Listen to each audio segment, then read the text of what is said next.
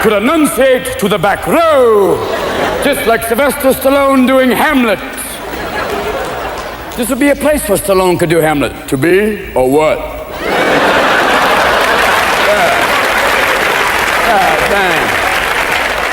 Sylvester Stallone is not just an action star. He is an icon. All it takes is a single "Yo, Adrian," a slight squint, or that raspy, battle-worn voice, heavy as if it just came out of a fight, and audiences almost don't even need to look to know who it is. Rocky Balboa, the ultimate underdog who never quits. John Rambo, the nearly unstoppable soldier, yet one who always carries a very visible loneliness within him. It's that combination of strength and vulnerability that created such a distinctive persona.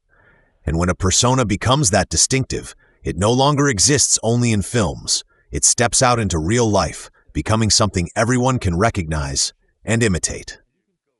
Today, we're going to revisit some of the funniest Sylvester Stallone impressions, but more importantly, understand why just a few sounds, a few expressions, are enough to make audiences laugh instantly. Yeah, I used to hear Sylvester Stallone sort of say, doing a lot of swearing like that, talking about I just had one of those days, and his mother loving came out to bust his ass. What about you? I had one of those days. What about you, Alan? Yes, I've had one of those days too. My mother sent me to the corner shop for a packet of lemon puffs, and I came back with happy faces. So good. You do Sylvester Stallone, don't you? Yeah, I do. I like to do Sylvester Stallone as Hamlet. Sylvester Stallone as Hamlet. To be or not to be. What is noble in the mind to stuff the slings and arrows of outrageous sport, or to take a sidewinder helicopter and napalm an entire village. What's interesting is that the humor here doesn't come from Stallone trying to be funny. It comes from how seriously he commits to his own persona. His voice isn't beautiful in the traditional cinematic sense. It's heavy, slightly slurred, sometimes as if the words are being swallowed. But that very imperfection makes every line feel more real, more forceful, as if each word is pulled from a very real experience. On top of that, there's the almost unchanging expression, tense eyes, a face that looks like it's enduring something, a body that always seems ready for action. In films, that's the mark of someone constantly fighting. But in everyday life, it makes everything feel dramatic in a way that's unnecessary. Yeah, I do all my own stunts, you know what I mean?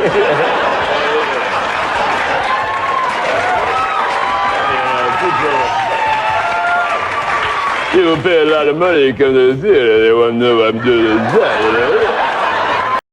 So I'm in the truck there and I slam on the brakes where I'm supposed to stop. Nothing happens.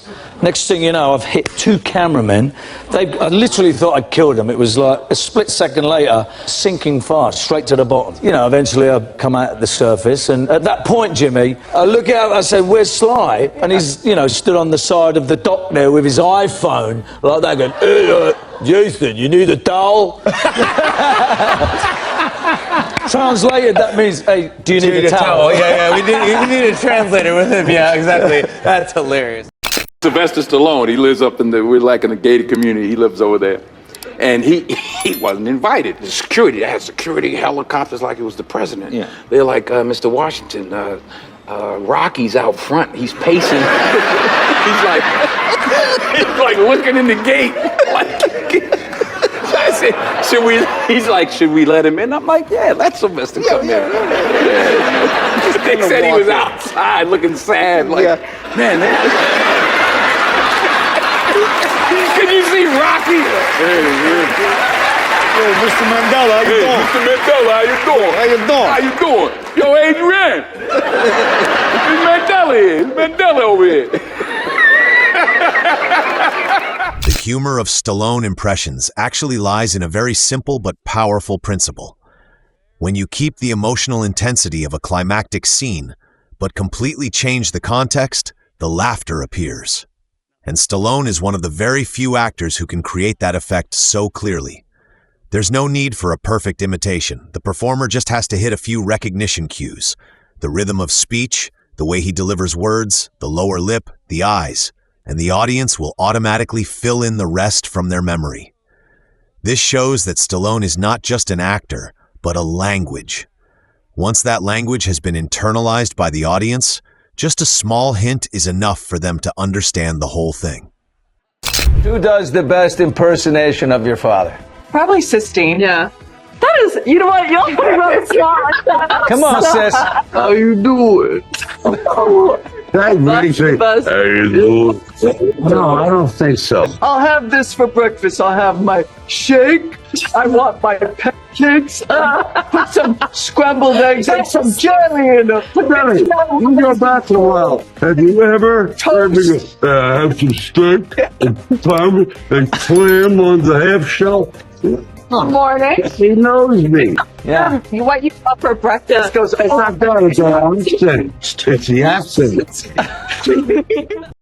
So when I got to LA, when I was in my early 20s, I couldn't get a table in any restaurants or clubs, and I would call as celebrities and get a table. I would really do that, yeah. Now, like, who would you call at? I would call as Stallone mostly. Right. And I really did do this. So you call, like, the Ivy or something? What would you say? Yeah, I'd say, how you doing? This is Sly. I want to come down tonight. You know, we have a few people, you know, nothing special. And, but you know, maybe they're late, so my buddy Hank Azaria will be coming. If he comes, just let him sit down first, you know. And that worked. After we do our little tete-a-tete talking, he goes, you want to carve a pumpkin? I go, you want to carve a pumpkin? I'm telling you. Yeah. And a guy came in and said, you know, sir, Mr. Stallone keeps walking back and forth in front of the house, like trying to hop over the fence, looking like, you know, trying to. Hey, what's going on?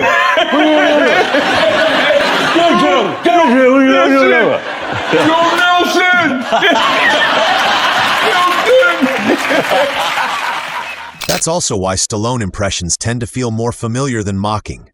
They're like a way for popular culture to play with the very icons it has created. And perhaps this is the most profound point. A character only truly becomes a legend when it can exist independently of its original story. Rocky is not just a film. Rambo is not just a character. They are archetypes that audiences carry with them, and then turn into jokes, into memories, into a part of everyday life. And here's my brother sitting in this office that's huge, you know, acting like the big shot, right?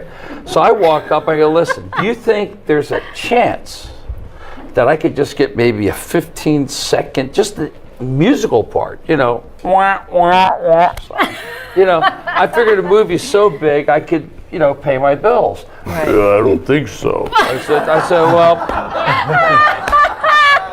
said, that is very encouraging. Thank you, very encouraging. It's the Bee Gees. I said, yeah, I know it's the Bee Gees.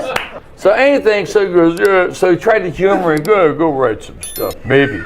So Sly goes, remember those songs you wrote? Yeah, I do. You mean the ones you rejected? Yeah. Yeah, I do remember them. He goes, you know. Now he's blowing me up, right? I said, okay. He goes, oh, listen, we're going to John's house for lunch. Bring those cassettes, but don't tell him it's you. I said, okay.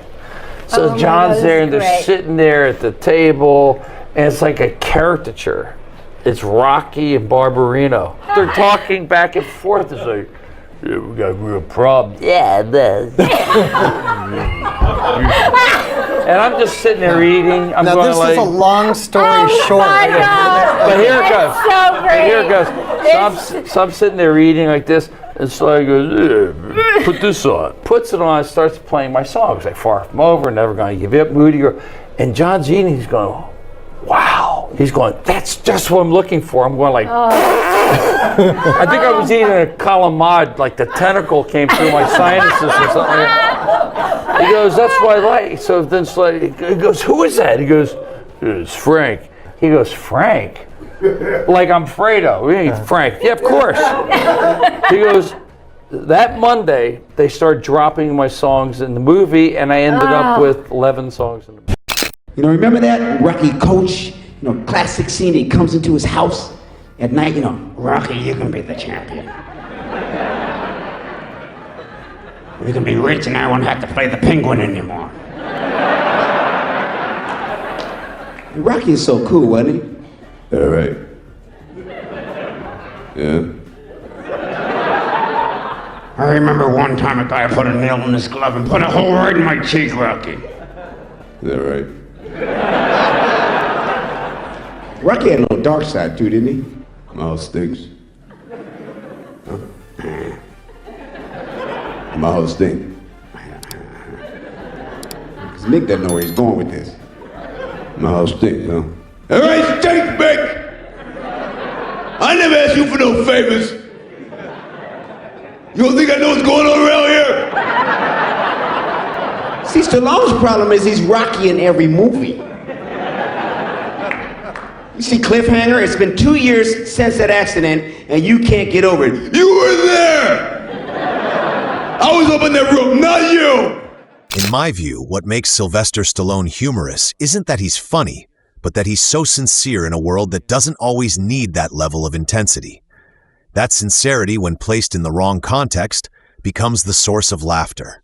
A kind of laughter that doesn't diminish his value, but instead makes his persona even more memorable. And that's probably why, among so many action stars, Stallone still holds a very distinct place. Not just on screen, but in the way audiences remember and talk about him. What about you? Who do you think does the most accurate and impressive Sylvester Stallone impression? Share your thoughts in the comments. Sunshine and rainbow. It's a very big and nasty place. And I don't care how tough you are. It will Beat you to your knees. and keep you there permanently if you let it. Not pointing fingers at people saying you ain't where you want to be. Because they him or her or anybody. Cowards in that inside of you. You're burning that. What's up, Rocco? Because he walks in like, He's just cool. you didn't expect to see a ghost, did you? You know, it's like, there's a, you know, it's like so smooth. Yeah. And not many people can do that, can have that kind of control. By the way, you gotta work on your Stallone. We need a lower register. Ooh. That was an incredible Stallone. I've been doing that since I was a kid. You can't touch it. Ooh. Food in your mouth. No, I swallowed. There's food in your mouth. That's disgusting. Thank you for watching the video.